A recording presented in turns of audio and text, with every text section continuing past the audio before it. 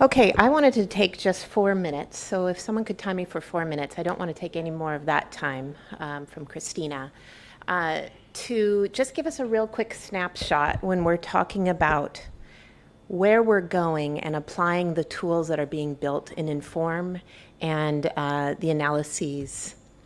Let me remind you of our goal. I made this slide this morning, just now, when I was sitting with Alashley. Our goal is to develop population-scale data streams as a corner of future pandemic preparedness. The questions we're asking are, what are some of these multi-layer interactions affecting COVID-19, affecting HIV, and I want to also lend us towards and other epidemics. And we're looking to deliver and engage stakeholders with these type of thinkings and with these type of tools. And this is the piece that I believe will be most successful if we can really bring this to bear with ministries of health on the continent. And these mean people in governments at central level. These are provincial managers who are determining where should I put my resources for this forthcoming or upcoming pandemic. These are individuals at local levels, at district levels, community health workers or field response teams that often don't know where they should be focusing their limited resources. And so these are the type of engagements we need to start thinking about bringing our powerful tooling to in really applied ways. Here's a picture of a rural health center team. This, you can see, is a map that they hand drew. There's roadways, points of interest. This is the type of tool, paper-based tool, on the wall of a clinic. I'm sure everyone has been in a clinic to see this type of thing. These are the tools that are being used now, and often successfully, for vaccination planning, planning of mass drug administration for neglected tropical diseases, planning for ITNs, for malaria, and etc. From this type of map, they'll tend to build a micro plan, i.e., how many vaccines do we need? How many trucks? How many people do we need out on the field, and when? So this is the type of work that we are also often brought to. This is a project that actually is happening right now in Zambia with Gavi to plan vaccinations. These are digital maps that were built based on satellite-derived population data, and this is to support a micro-planning process in the field, again, to support vaccination planners. Where should we go? How much do we need? And how do we get there? These maps are printed in large scale. They're put in front of planning teams when they're doing this preparedness planning, even for various campaigns. But what is it missing? These type of maps are missing what we're building here. What are the transmission dynamics? How are these people moving? Seasonal movement due to agriculture, fishing. What about climate? How is it modifying where we need response and when? It's also missing a delivery tool. And this is exactly what we're working on and what we're building in Inform. So what I want to propose is that this informed optimized model, which again is what we're really bringing through Inform in DSI Africa. We're bringing these C19 SVI data sets.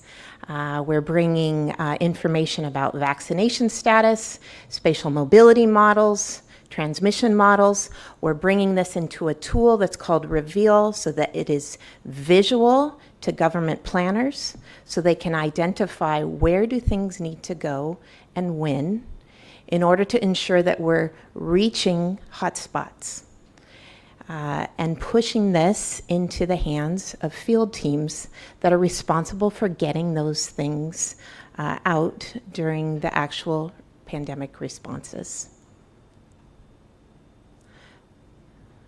You can just play that video. So I'll just turn it over to Christina now. Thank you.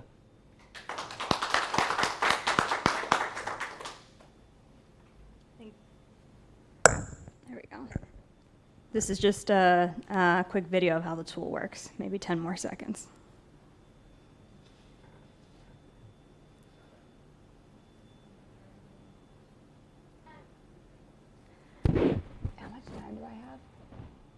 how much more time? 10. Oh, okay. I'm like, maybe 5? 5? Okay. Okay, cool.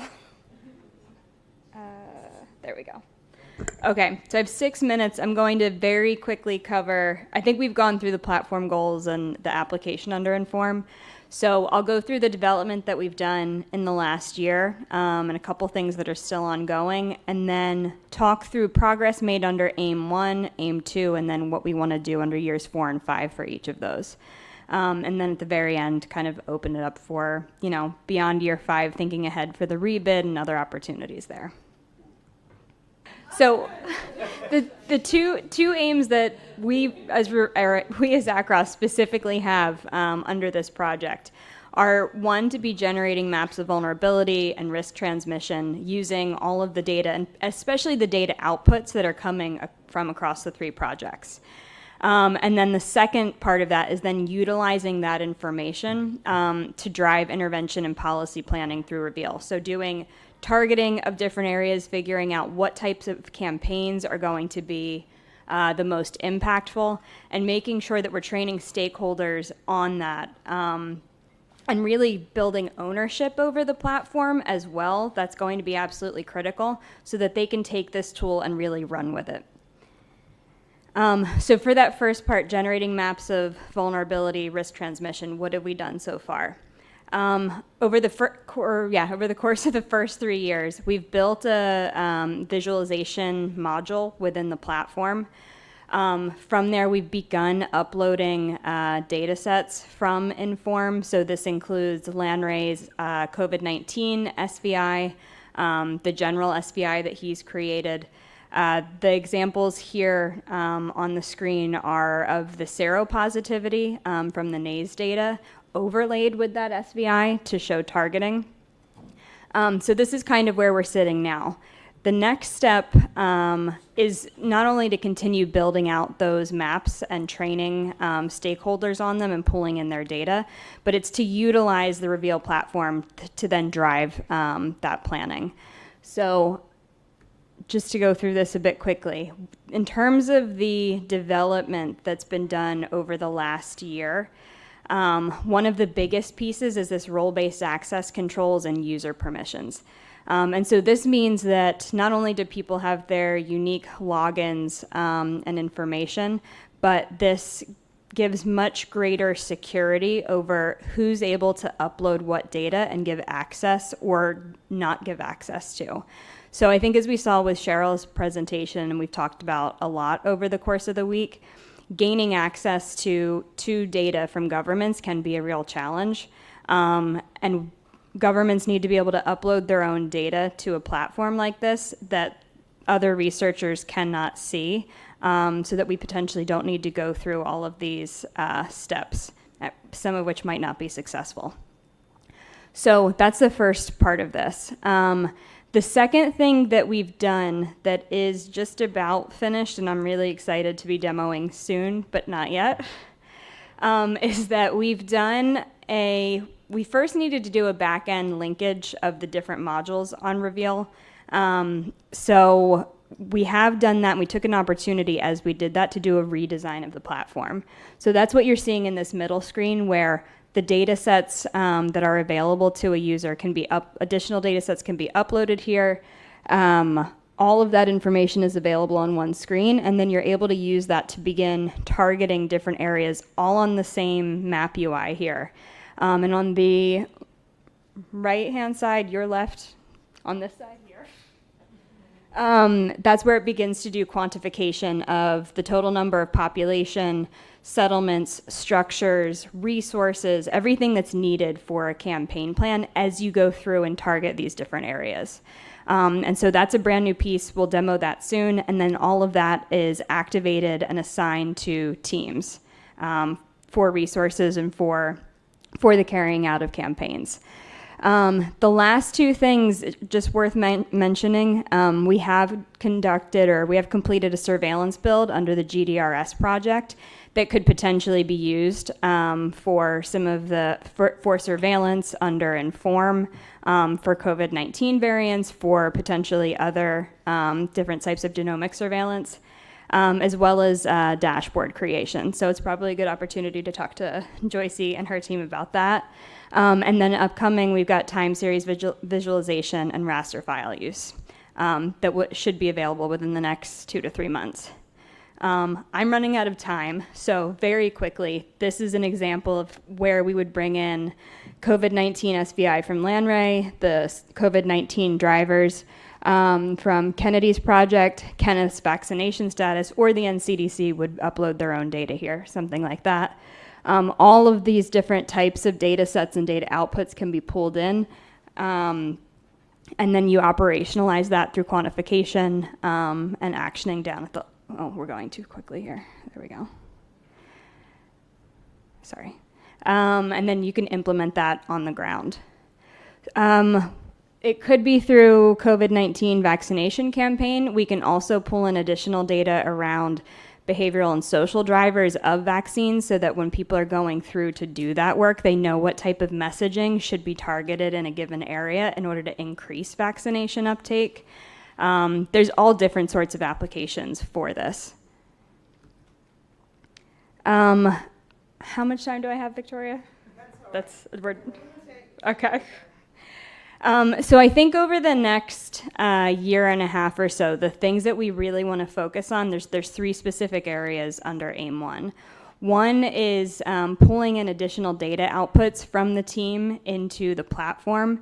So in terms of the low-hanging data, or the stuff that's going to be easier to do in the next couple months, Lanray's data has already been imported. Hopefully we'll be able to do vaccination data from Kenneth and Victoria and Kennedy's COVID-19 drivers. But really we want to think through the practical epidemiology data, the sociodemographic data, that already has a denominator so that all of that information is quantifiable. Things that are a little bit trickier but that we should explore are a lot of the omics data sets and outputs there.